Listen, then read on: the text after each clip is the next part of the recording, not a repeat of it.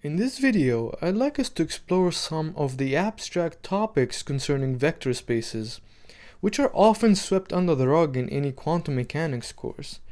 In doing so, I will introduce to you a somewhat underrated and undervalued branch of mathematics called geometric algebra. Throughout this introduction, we will inadvertently encounter topics such as duality, the Levi-Civita tensor, the cross product, and so on. And I will use these topics to highlight the elegance and simplicity of geometric algebra. My goal with this video is not to fully explain these topics, but rather highlight their connections. And perhaps in the future, I can take more time explaining each topic individually. To start, I think everyone is already familiar with scalars and vectors. In geometric algebra, we can construct higher dimensional or higher grade objects, for example bivectors. And to do that, we use the outer product, or often called the wedge product. The bivector u wedge v is simply the oriented area given by the parallelogram formed by u and v. The orientation will depend on which vector you start with. So for u wedge v, you curl your fingers from u towards v. And you can easily see that this operation is antisymmetric. So u wedge v is equal to minus v wedge u. And we can extend this idea to even higher dimensions. So say we're working in 3D space with basis vectors e1, e2, and e3, then we can construct the unit cubic volume by wedging all three together. And I'm gonna omit the orientation for now for simplicity because we don't really need it for this video. Now when we wedge all the basis vectors together like this, we call the resulting unit volume the pseudoscalar. And it will come up time and time again in our discussion. And you can imagine extending this notion even further, so constructing what is called multivectors or hypervolumes using the outer product. And now whenever you see the outer product, this is geometrically what it means. Now, at the core of geometric algebra is a multiplication operation called the geometric product. And it might look intimidating at first, adding scalars using the inner product to bivectors, basically two different grade objects. But this is no different from complex numbers, which we don't often question. Say we have z1 and z2, we simply add them by adding the real and imaginary components respectively. Oftentimes though, this geometric product simplifies. For example, if we're working in 2D and we take the geometric product of the orthonormal basis vectors e1 and e2, then we know that their inner product vanishes. In this case, the geometric product is simply the outer product of the two. If however we bring e2 towards e1, the area between them vanishes and the geometric product e1 reduces to just the inner product, which we know is 1 because the vectors are normalized.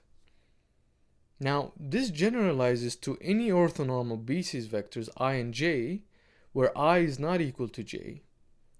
And this simplification is going to be our bread and butter in geometric algebra, and I'm going to be employing it quite frequently. Now, in order to see geometric algebra in action, I'd like to anchor us to something familiar, the cross product.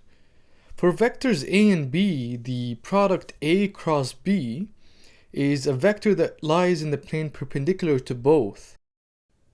Now, perhaps not so familiar is this definition of the cross product, where I employ the Levi-Civita tensor, epsilon ijk. I'm also using summation notation where you would expand a and b in terms of our basis set. Now if you replace a and b with any two basis vectors, you get this. Clearly, this Levi-Civita tensor is quite involved, and while it will often make an appearance, my goal here is not to explain exactly what that object represents, but rather highlight how it connects to everything else. Here I'll be providing you with the necessary ingredients, so to speak, but a full treatment of Levi-Civita deserves its own video. Usually you'd see the Levi-Civita defined in terms of cyclic permutations of 1, 2, 3, so this might be familiar to you. For example, if you take epsilon 1, 2, 3, that's just 1, but if you switch the 3 around, you pick up a minus sign, and if you switch it around again, you pick up another minus sign, and so that's just 1, and if you repeat any two indices, you get 0.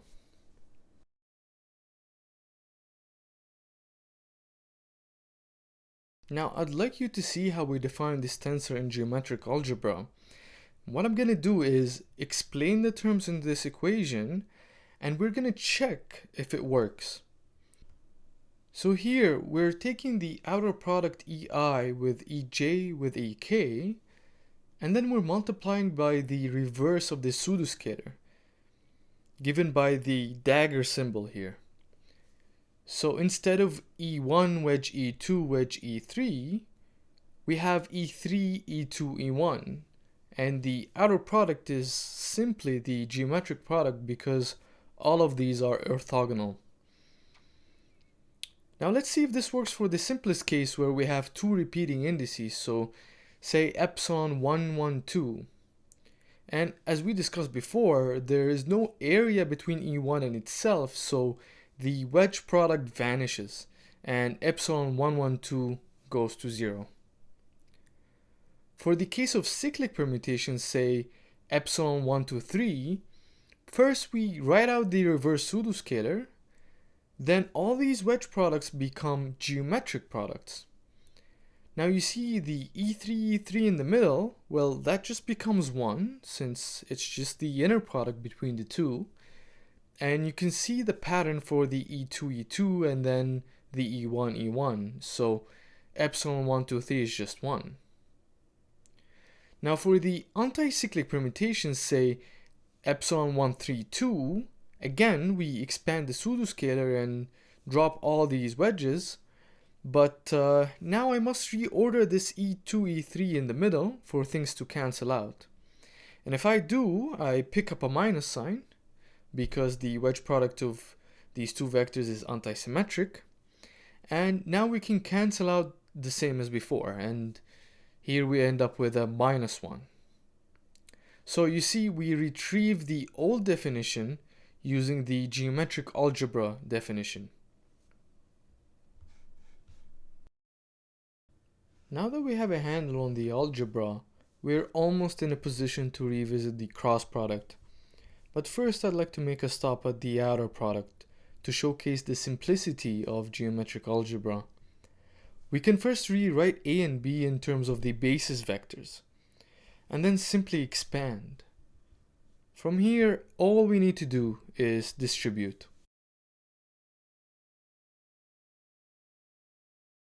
Now, any basis vector wedged with itself goes to 0, and that takes care of all these diagonal terms. And I'd like to collect terms with opposite wedge products, so I'll shuffle things around. Now, let's bring the scalars up to the front and flip these outer products at the cost of a minus sign.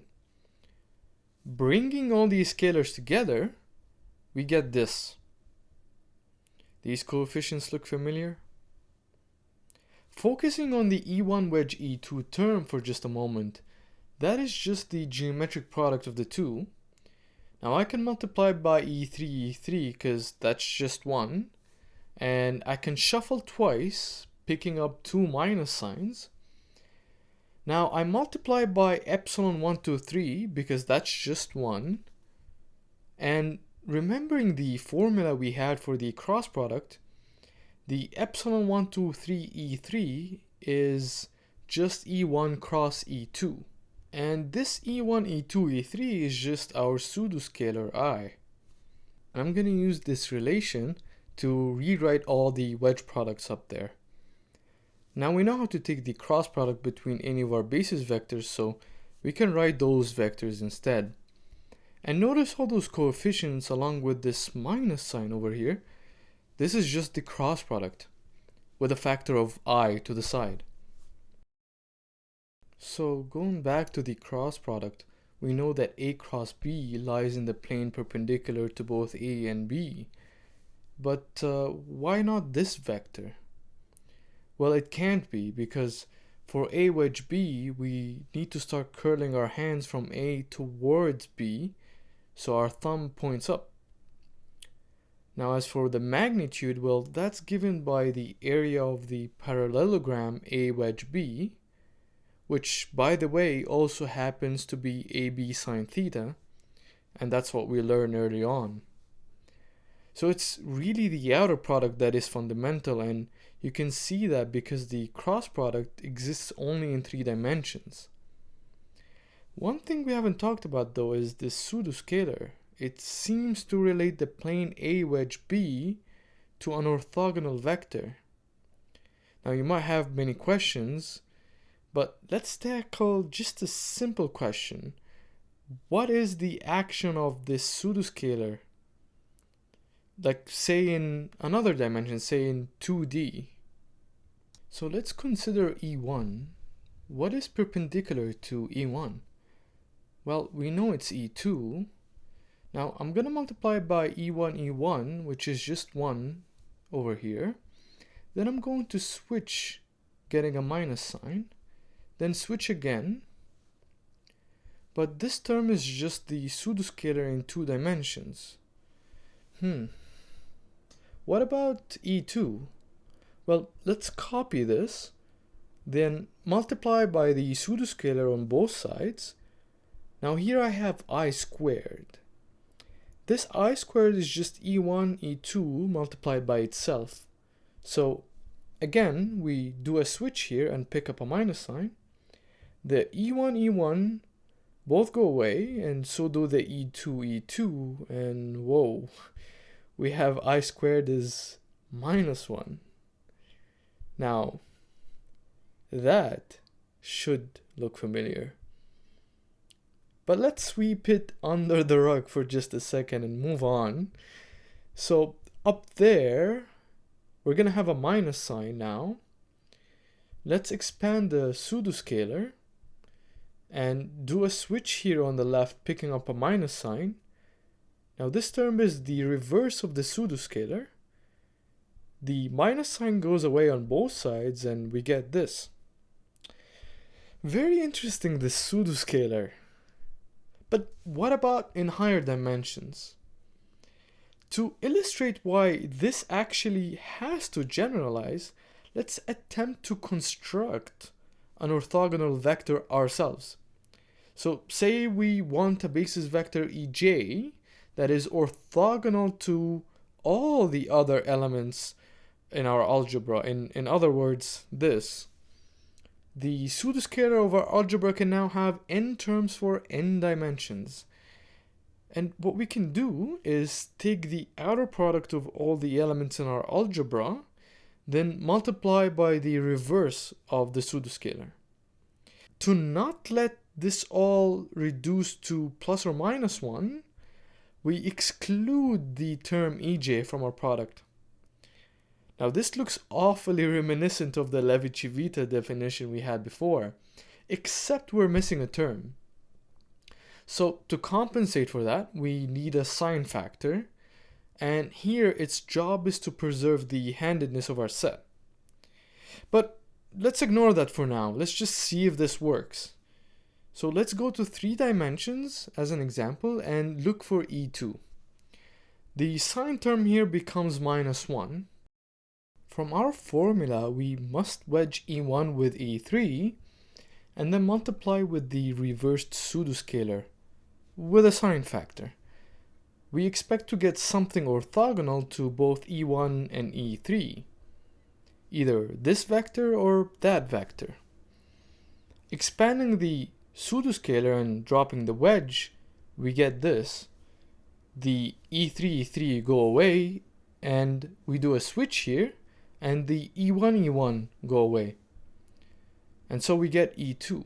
So you might think this is redundant. You know, we're looking for a vector that is like E2 in the sense that it's orthogonal to E1 and E3. We say a dual to E2, but we ended up right back at E2. So you might think that a vector and its dual are in general related by this equation, but that's not always the case. To illustrate this, let's consider a different algebra, the four-dimensional space-time geometric algebra given by the familiar Minkowski metric. Here I'll be using the mostly minus version. For this algebra, we have one time-like and three space-like basis vectors that form an orthonormal set. This orthogonality can be written as this. Now, here the inner product is defined according to the metric. So for our signature, taking the space-like gamma 2 inner product with itself, we get -1. This is important because we previously defined duality using this relation. So the inner product of gamma 2 with its dual has to be 1. But in order for both of these to be true, we can't simply say that gamma 2 is equal to its dual. The only way to satisfy both relations is if the dual of gamma 2 is equal to negative gamma 2. But this is not the case for all basis vectors. For the time-like gamma 0, the inner product is 1, and you can use a similar line of reasoning to see that gamma 0 is equal to its dual. So it's really the metric that defines the inner product and in turn the relations between vectors and their duals. In the language of tensors, we say that the metric tensor is used to raise and lower the indices. Now, I'd like to explore another layer of complexity for the space-time geometric algebra. Given our basis vectors, we can only form grade 2 elements, bivectors, using either of these combinations. Here, I denotes that I'm using space-like vectors with indices 1, 2, or 3.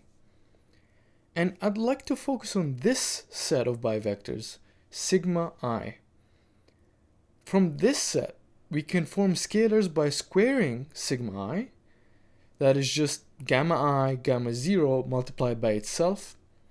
If I do a switch, I pick up a minus sign, but the space-like gamma I squared to -1, so we just end up with 1. The pseudoscalar for this algebra is then sigma 1, sigma 2, sigma 3, and the Levi-Civita accordingly is written as sigma I wedge sigma j wedge sigma k multiplied by the reverse of the pseudoscalar. These wedges again go away, and I'm gonna multiply by the pseudoscalar on the right. This I dagger, I, when expanded, we can see that using the property above, the sigma 1 go away, and so do the sigma 2s and the sigma 3s, so I dagger I is just 1. Using this result, up there, this goes away, and I'm gonna multiply by sigma k on the right.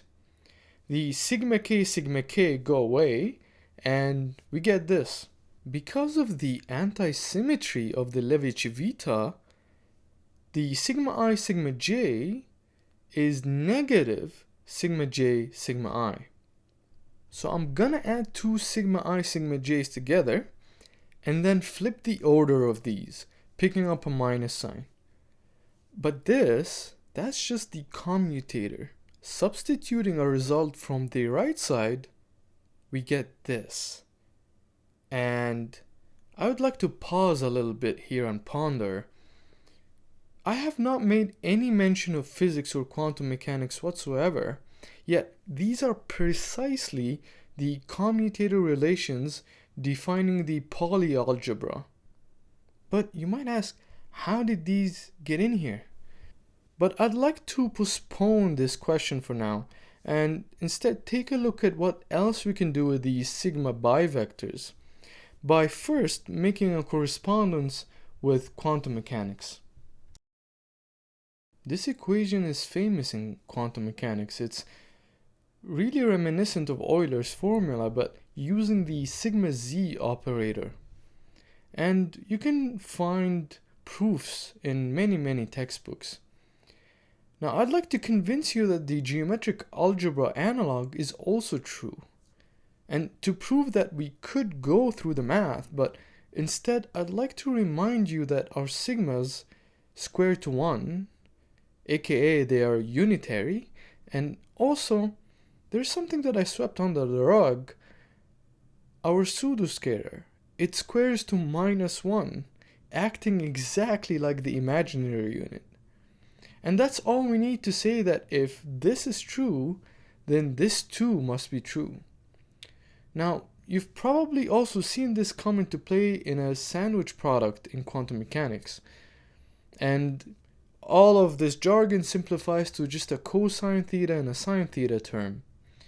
And again, using similar argument, the geometric algebra equivalent also holds. Now, in geometric algebra, we call this a rotor because, as you can see, it takes sigma 1 and moves it along the unit circle in the sigma 1, sigma 2 plane.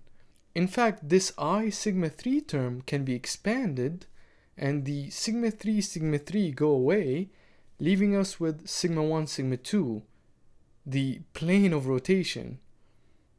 We can see this in action by substituting for theta, for example when theta is pi over 4 or pi over 2.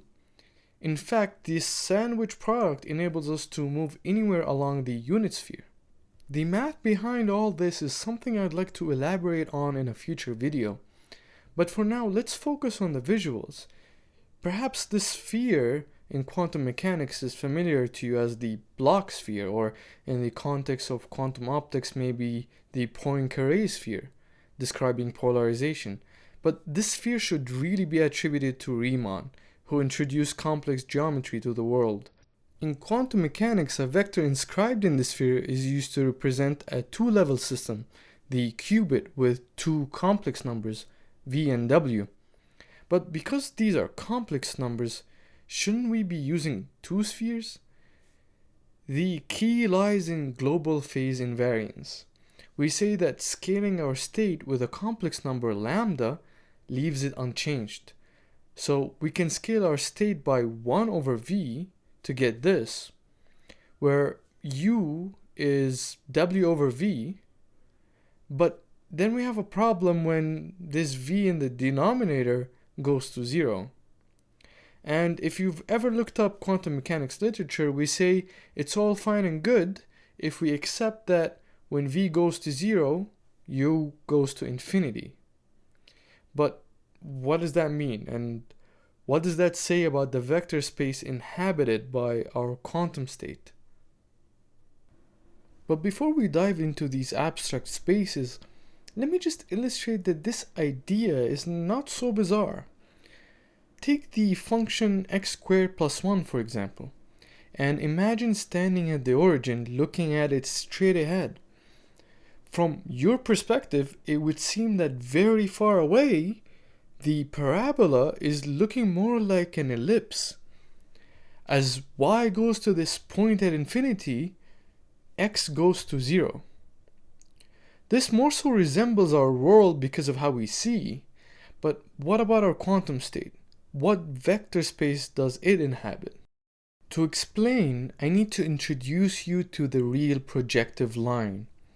Imagine an artist sitting at the origin, with his easel sitting at y equals 1.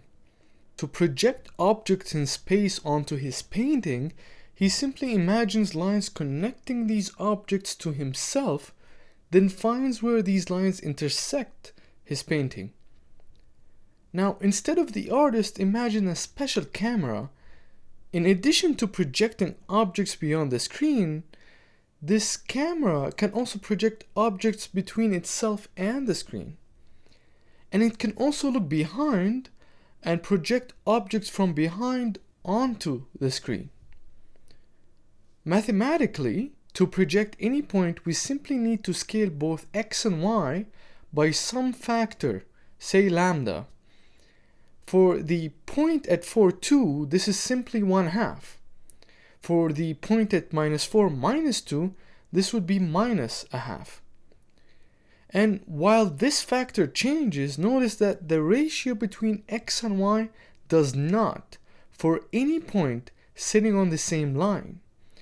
That's because these lines we drew passed through the origin, having 0 y-intercept. So only the slope m is needed, and scaling both y and x by some lambda does not change the slope. This is analogous to our situation with the quantum state, but instead of the complex number u, we have m. Now, I'm gonna raise the screen to illustrate another point. And I'm also gonna have this blue dot here to track the projection of a point on a line. As we sweep across, the projection point moves to the left. But notice what happens when we get too far. As we approach the horizontal axis, the projection point goes very, very far away. But as we exceed it, this projection point returns from said far, far away. And even though these lines don't intersect at y = 0, the projection point wobbles back and forth from this point of no intersection, which corresponds with the point at infinity. And now, this point at infinity is analogous to our situation with the complex numbers describing the qubit. Now, one last thing I'd like to show here is, take a look at this. We do a quarter rotation followed by another quarter rotation, and that's one sweep up there. Another half rotation, and we get another sweep up there. Let's pause for a second. If you're familiar with quantum mechanics, this might raise suspicion for you. You know, a full rotation corresponding to only half a rotation?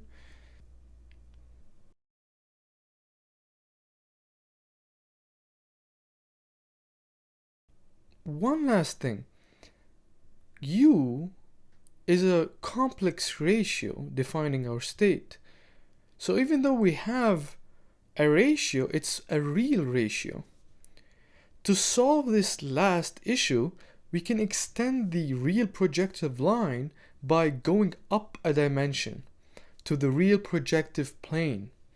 Now, instead of this circle, we have many of these circles, each corresponding to a screen and a parallel line through the origin. Collectively, we have a sphere and 2 planes. Now, in this space, again, only the ratio matters. So we can scale our points arbitrarily, say with 1/y, and then only the ratios x/y and z/y are needed to specify planes in our projective space. Our complex ratio u would correspond with 2 real ratios. So there is a correspondence between the complex projective line and the real projective plane. And the correspondence is made via a sphere, the Riemann sphere.